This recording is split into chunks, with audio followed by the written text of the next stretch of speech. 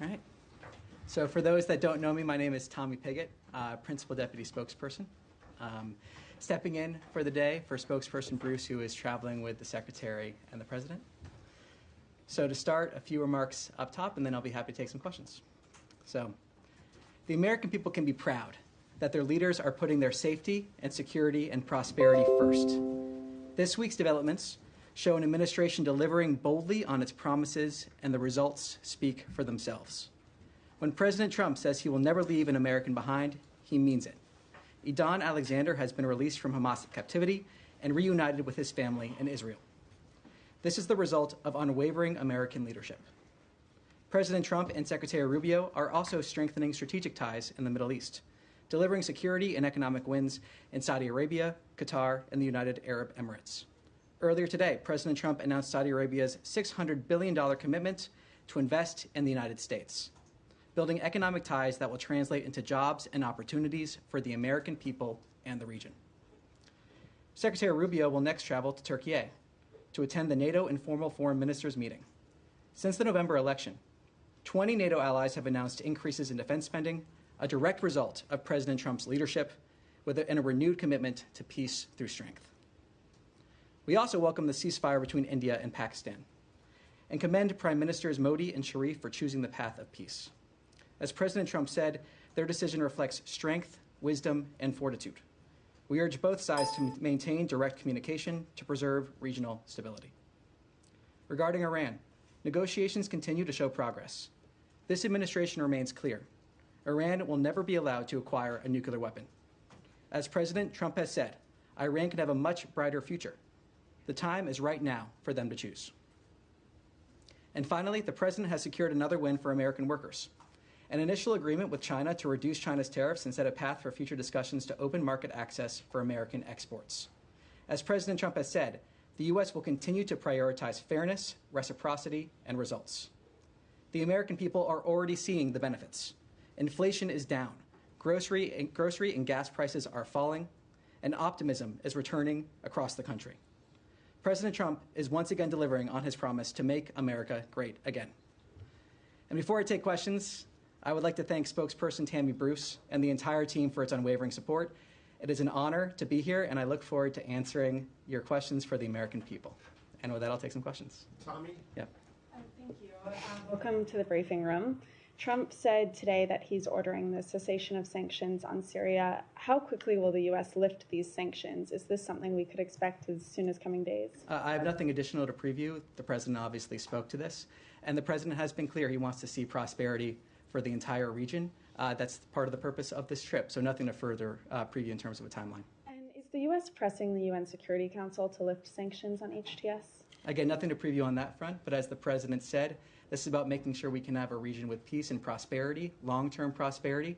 And as Caroline Leavitt said before the trip, this is about a golden age both for the American people and for the Middle East. And we're seeing that dedication with the many different announcements that the President made today. Can you give us an update on the talks between Russia and Ukraine later this week? Will Secretary Rubio be participating in those talks? What are the expectations from the U.S. side? And there's been talk about a face-to-face meeting between Zelensky and Putin. Can you tell us anything about that or talks to prepare for those talks? Well, the President has spoken to this as well. He has been clear that the meeting in Istanbul is a critical opportunity for direct talks between Russia and Ukraine. That has been clear. The President has also been clear that he wants to see those talks happen, and he's been dedicated to trying to first get that ceasefire and then an enduring peace. In terms of specifics, nothing further to preview. The President also spoke to this during his speech just a short while ago. I'd refer you to his comments there. But this is a critical opportunity to, again, have those direct talks to try to achieve that ceasefire and then that long and enduring peace. Yes. Thank you, Tom. Good to see you behind the podium. Very quick question. On Sunday, the Israeli Prime Minister Benjamin Netanyahu said that the ethnic cleansing of Gaza is inevitable and that they were targeting every house in Gaza for that purpose. So in the United States, are they okay with that kind of language, or would there be a rebuke in the future of such a thing that is clearly, speaks of a war crime? What is the position of the U.S.? Well, first, I don't accept the characterization of your question. And second, I'd say that Hamas bears sole responsibility for the war and for the resumption of hostilities. We want peace and the immediate release of all hostages. And we've also been clear from this podium and elsewhere that any departure from Gaza must be voluntary. Yeah, but you, I mean, as far as what he said, I mean, that's what came out of the cabinet meeting. I mean, independent of what we hear about Hamas and so on, and they are responsible for this. But do you have a position on the forcible removal of the Palestinians from Gaza? Like I just answered that question, I stand by what I just said, and ultimately Hamas bears sole responsibility for this war. Yes. Follow up on Gaza. The spokesperson last week, Tammy, mentioned that a foundation would be set up. At that time, it was very shortly. It was last week to distribute aid into Gaza. Where does that stand now? Is this still a project? It's still in the works? Is it going to happen? And the Israeli Prime Minister also said that in the coming days he would go in full force into Gaza. Would that disrupt those plans, or is it calculated and being prepared together? How does that work? Well, look, we won't speak on behalf of the foundation, and we'll defer to the foundation in terms of any announcement that they may or may not make. But bottom line is we welcome moves to get aid quickly into Gaza. And we also welcome creative solutions that make sure that that aid actually gets to the people that need it and is not falling into the hands of terrorists such as Hamas. So we support creative solutions to get that aid in there. We want to make sure it's done in a way where it's not falling into the hands of Hamas, that it's actually reaching the people that need it. And what is as clear as day is that the people of Gaza have suffered tremendously under Hamas. So we support those creative solutions to get aid in there, and the president has been very clear, as has Secretary Rubio. Yes. I wanted to ask your response of reports that there were back-channel talks that led to the release of Idan Alexander, with a Hamas official reaching out to the former leader of Arab Americans for Trump. Can you speak to that report and any details about how the release came to be? So I'm not going to comment on private diplomatic conversations, but what I will say and reiterate is that this shows that when President Trump says he will never leave an American behind, he means it. This is the direct result of American leadership, as I said earlier, and again shows the fact that President Trump is forever working for the safety and security of the American people, as is Secretary Rubio. But I'm not going to discuss or give details of private diplomatic conversations. You're not denying it? Again, whether or not that or did not happen, I'm not going to talk about private diplomatic conversations, whether or not they did or did not happen. Thank you. Yeah. Hi, thank you. Thank you, Tommy. Two, actually, one on Afghanistan and then a follow-up on Gaza. Yesterday, DHS Secretary Kristi Noem announced that the temporary protected status for Afghanistan would expire on May the 20th. She said the conditions in Afghanistan have improved enough for Afghans to return there. Does the State Department think that Afghanistan is now a safe destination for women and girls? Well, look, ultimately, when it comes to the temporary protected status, I refer you to DHS. It was always meant as a temporary measure or temporary benefit. This is when that temporary benefit would expire. So for further questions on that, I refer you to DHS. And then just to follow up on Gaza, you said you support efforts to get aid quickly into Gaza. Here we are more than 2 months later. How soon is quickly? When can we start to see food actually getting in? Well, look, I think it's important to understand, again, that we're looking for those creative solutions to get that aid in there. We're fully supportive of those measures. And it's also important to reiterate that Hamas bears sole responsibility for this conflict, as well as sole responsibility for the condition under which the people of Gaza are living. So I'm not going to put a timeline on it from here. I'm not going to speak on behalf of the foundation. But what I will reiterate is that we are supportive of creative solutions to get aid in there, but also in a way that the aid is not falling into the hands of Hamas, that it actually reaches the people that need it. Yes. Yes, Tommy, thank you. I wanted to ask you about the president's trip to the Middle East. He had some comments today in terms of talking about the way that the U.S. approaches countries in the Middle East and the criticism of past policy, saying that for too long many American presidents have been afflicted with the notion that it's our job to look into the souls of foreign leaders and use U.S. policy to dispense justice for their sins. There's been a critique of the State Department, I think, externally by some analysts about the changes to areas of the department that deal with issues of human rights and kind of what have been traditionally seen as U.S. values issues. Is this the president endorsing that shift in terms of the State Department's focus? Do you think that criticism that we've seen from civil society is accurate? Look, I think the results speak for themselves in terms of what President Trump and Secretary Rubio have been able to deliver for the American people. The results they've been able to deliver. President Trump is a peacemaker. He is a deal maker, and he is constantly putting Americans first. And when we approach foreign policy in a standard where we're approaching that American first perspective, that allows opportunities to pursue common interests, that allows deals to be made, that allows us to have stronger bilateral relationships where we're finding those common areas to work together on and advance those common interests. As spokesperson Bruce has said many times from this podium, just because a framework changes does not mean that the priority necessarily changes as well. Oftentimes what we're seeing in terms of how we're approaching the State Department and other aspects are a way to deliver on our priorities better, more effectively, in a way that actually delivers results for the American people. We are making sure every single dollar that we spend from the State Department under Secretary Rubio is advancing the American interest. Does it make us safer, stronger, more prosperous? And I think that's a standard that the American people expect us to have here at the State Department. They're happy to see that, and the results, again, speak for themselves. With perhaps the most successful, I would argue, the most successful 100-plus days in history in this past week, the results we have seen from President Trump speak for themselves. Thank you, Tommy. A question about the new arrivals from South Africa that landed in Dulles yesterday. The UN's International Organization for Migration has told ABC that they were not involved in administering any loans. Now, typically, they would be the ones to run loans funded by the State Department to pay for refugees to come to the United States to cover those travel costs. I'm wondering, can you speak to how that travel was funded, or say anything more about whether the State Department is giving out any loans in this case? Well, look, I'm not going to talk about specific relationships we have with organizations. I'm also not going to talk about operational details in terms of how we're implementing the priorities laid out by the President and Secretary Rubio. The main bottom line, though, is that we are implementing those priorities. We are seeing the President's executive orders being delivered upon here at the State Department, and this is an example of that, of course, collaborating across different agencies. So we're going to continue seeing those priorities fulfilled, but I'm not going to comment here on internal operational details or specifics of that nature.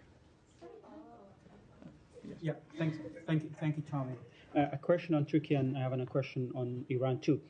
Yesterday, the Kurdistan Workers' Party (PKK) declared its dissolution and end to its armed struggle against Turkey. There were reports talking about that the U.S. played a positive role in this process as well, and even yesterday, Secretary Rubio spoke with his Turkish counterpart, and he spoke about this too. Have you played any role? Have you been involved in this? And what's your comment on that?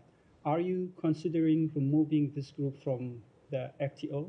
I'm not going to speak about private diplomatic conversations nor preview decisions of that nature that may or may not be made. What I can say is that we welcome the recent announcement from the Kurdistan Workers' Party on its intent to disband. The United States designated the PKK a foreign terrorist organization in 1997. Tens of thousands of people lost their lives as a result of armed conflict in the decades since the organization was founded, and the terrorist group laying down its arms is a victory for civilization. It is the United States' hope that this announcement will lead to increased stability for the region. And a question on Iran. You said that regarding Iran, negotiations continue to show progress. What progress have you made so far with Iran? And the next round of talks been scheduled with Iran? Can you tell us what time or? Nothing to preview on that front. What I can say is the President spoke to this just in his speech a few hours ago, talking about the time for choosing for them is right now. There is a path to prosperity for Iran. He wants to see the entire region be prosperous. He's also been clear that there are two options for Iran. Iran can never have a nuclear weapon, but there are two options in regards to that, a good option and a bad option. So the President has spoken to this. He's made our priorities clear. He's made the goal clear. And I don't have anything additional to add beyond his comments there. Thank you. Thank you. Yeah. Thank you. How does the U.S. State Department view the Bangladesh interim government's ordinance banning all activities of the largest political party, Awami League, one, as I told you, that one of the largest political parties, effectively erasing its political identity and barring its from future election? I just wanted to mention here in previous briefing, Tammy stressed the importance of election and democracy in Bangladesh, especially inclusive election. Now they banned this political party from the activities. What is your concern on that? So what I can say on this is that we are aware that the interim government has banned the Awami League from all political activities until a special tribunal for the party and its leaders concludes. We do not support any one political party in Bangladesh over another. We support a free and democratic process, as well as fair and transparent legal processes for all individuals. We urge all countries, including Bangladesh, to respect the freedoms of expression, peaceful assembly, and association for all. And how does you, as a State Department, view the interim Bangladeshi government role in the fostering radical ideologies and enabling terrorism, following reports of the law advisor Dr. Asif Nazrul meeting with Lashkar-e-Taiba operative Harun Izhar and growing support of violence in Kashmir by political and religious leaders? They met in the ministry in Bangladesh. So again, taking a step back, I'll reiterate what has been reiterated from this podium before. We value our partnership with the people of Bangladesh, spanning more than 50 years.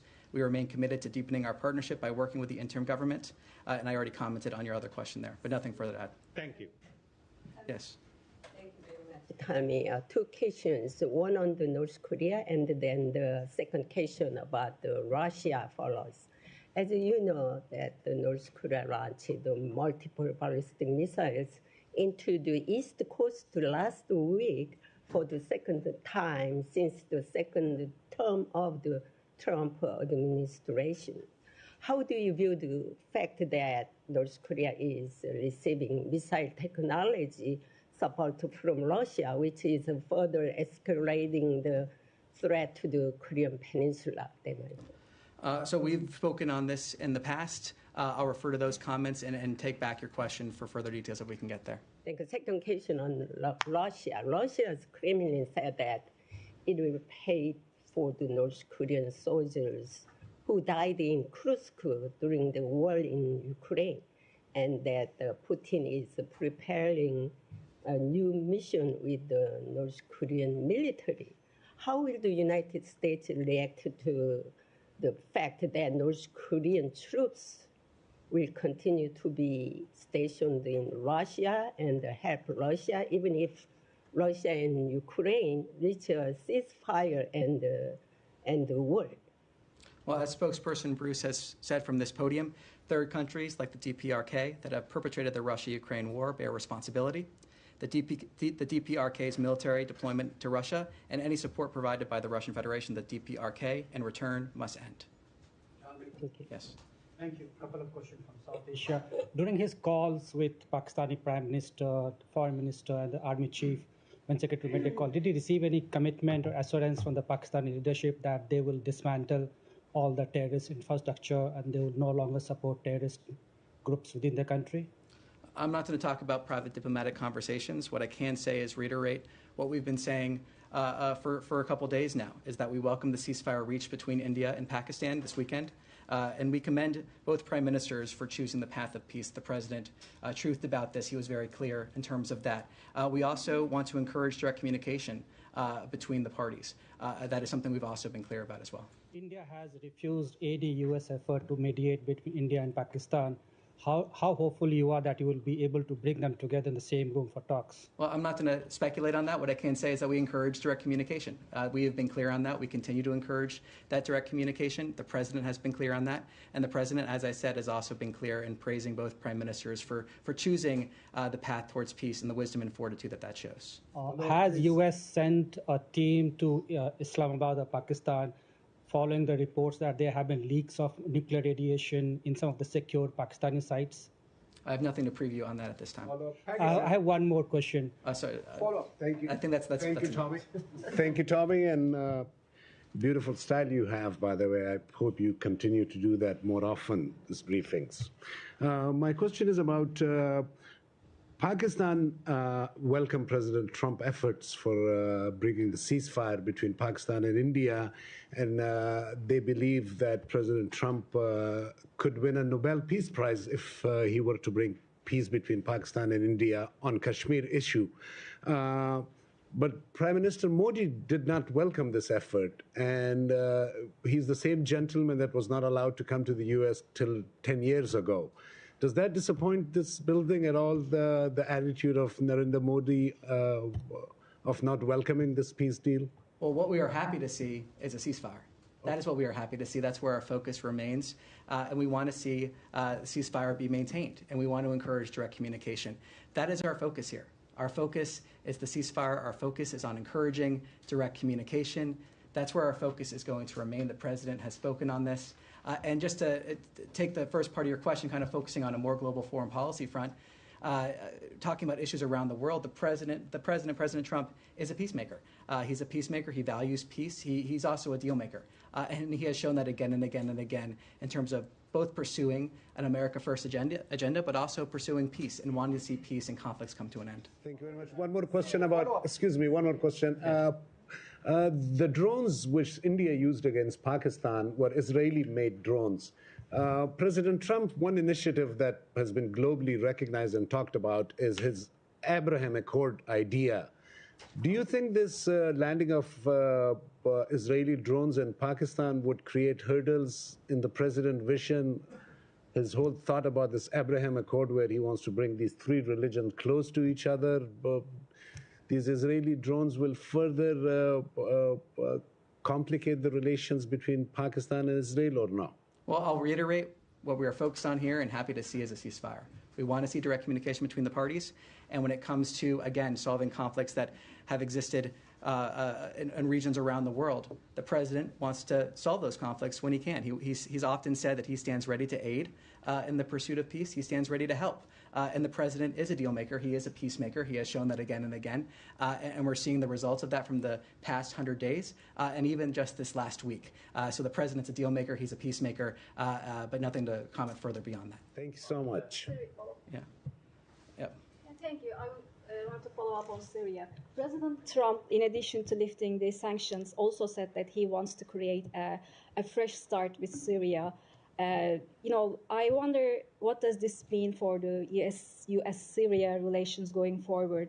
Does this move indicate a broader policy shift towards full normalization? I also wonder, President Trump also said today that Secretary Rubio will meet Syrian Foreign Minister Al-Shaiban in Turkey later this week. What are your expectations from this meeting? Well, the president spoke to this. He spoke to his reasoning. He spoke to the fact that he wants to see the entire region thrive. We want to see peace and prosperity. When it comes to Syrian interim authorities, from this podium and elsewhere, we've communicated with them some of the actions that they should take for peace and prosperity, and we hope that they do take those actions. But the president has spoken to this in that speech a few hours ago, saying that this is about making sure we have a region that can thrive, a region for long-term peace and prosperity. Yes? Yeah, I want to follow up about the Secretary Rubio's trip as well to the Middle East. So the importance, if you can elaborate a little more, although you did some, about the relationship between the U.S. and the Middle East and how important this relationship will be also to succeed through those countries like Saudi Arabia, the Emirates, to the peace talk in between Gaza and Israel, but also to stop Iran from nuclear weapons. The president has spoken to this issue as well just a few hours ago.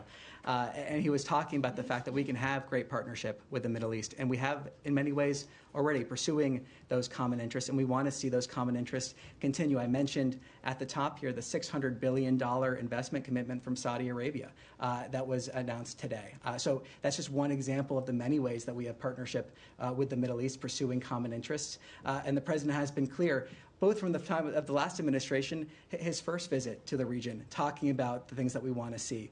So there's a lot of opportunities in the Middle East. And again, like I said earlier, this is about a golden age for America, but we also have an opportunity to see a golden age for the Middle East and the benefits that would bring both the American people and the people in the Middle East. Thank you. Yes. Sorry, in front of you. Thank you. Thank you so much. Two quick questions, if I may. The first on Secretary Rubio's trip to the Middle East and the second one in Latin America. In a recent past, Secretary Rubio said that the U.S. will not engage anymore with Russians and Ukrainians if both countries do not show real commitment with a permanent ceasefire. How do U.S. diplomacy describe this momentum when both sides are ready to meet in Turkey with alongside Secretary Rubio? Well, as the president has said, this is a critical opportunity to try to achieve that ceasefire and try to achieve that long peace. The president has been clear he wants to see those direct talks happen. And I think it's also important to remember that the president has brought us closer to peace when it comes to this conflict than in the years preceding him taking office, and that's a great credit to his leadership. So he wants to see those direct talks happen. This is a critical opportunity to achieve that ceasefire and then potentially achieve that long peace, ultimately with the goal of ending this conflict, as has been said so many times by President Trump, so many times by spokesperson Bruce. We want to see this conflict come to an end. That's what we want to see. On Latin America, very quickly, officials from the U.S. and Brazil, they convened here in Washington, D.C. yesterday to discuss disarmament, and according to the State Department, they discussed, for example, arms control with Russia and China. If you could address this matter. Nothing further to preview than what we've already said on this, so I refer you to those comments. And with that, thank you very much. I appreciate it, and see you on Thursday. Thank you. Thank you. Good job.